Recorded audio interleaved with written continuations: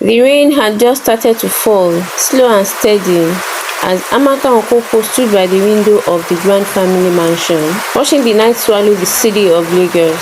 She had spent her life building the Okonkwo legacy, sacrificing dreams, love, and even her own happiness for the empire her father cherished. It had never occurred to her that loyalty could be so cruelly rewarded until today. Earlier that evening, her father, Chief Obinna Okonkwo, had summoned her and her younger brother, Chidi, into the custody.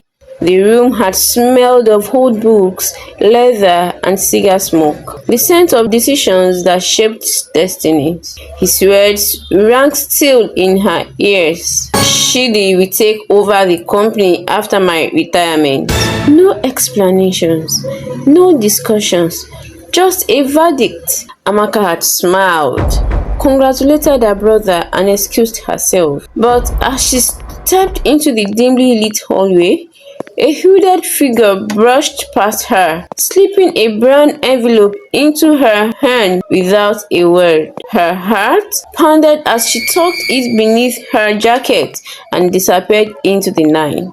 Hours later, in the solitude of her room, she opened the file. Photographs fell out, evidence of Chidi's secret crimes, embezzlement, money laundering, careless, arrogant theft that could destroy everything the family stood for. As she turned the pages, another secret revealed itself, one that made her blood run cold. Her father had a mistress tucked away in Ibadan, a daughter, a second family. Amaka stared at the papers. Her hands were trembling. She had been loyal to a lie. Everything she thought she was protecting was already rotting at the core. A storm brewed inside her as her phone vibrated sharply against the table. A private message blinked on the screen. If you want everything you deserve, meet me at Freedom Park 2 a.m. No name,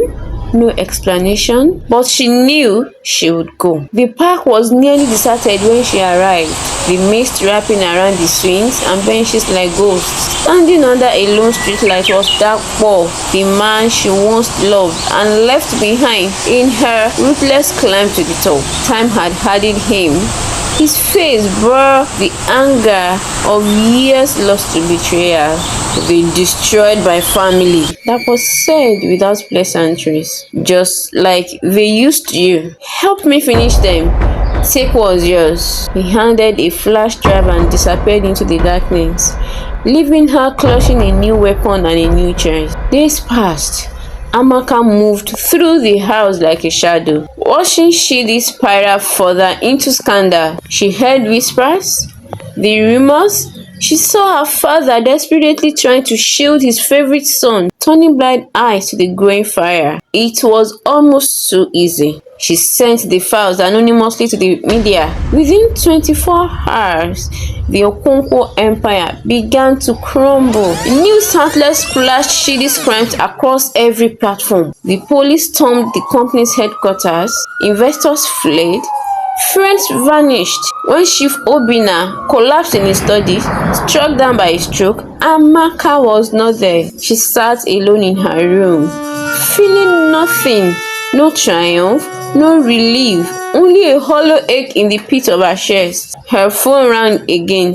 This time, it was her father's lawyer. Chief changed his will 2 months ago, the man said solemnly. The company, everything now belongs to his daughter in Ibadan. Her name is Ifoma. The betrayal hit harder than any slap. Burning with rage, Amaka drove to Ibadan, expecting to confront a spoiled, greedy half-sister, eager to collect the fortune. But when she found Ifoma, nothing matched her expectations. There was no luxury, no arrogance, just a modest school for orphan children and a young woman with a smile so pure it unsettled her. Ifoma said, I always always dream of meeting you. Father said you were brilliant. Her voice full of genuine warmth. A queen. For the first time in years, Amaka felt her walls crack. They sat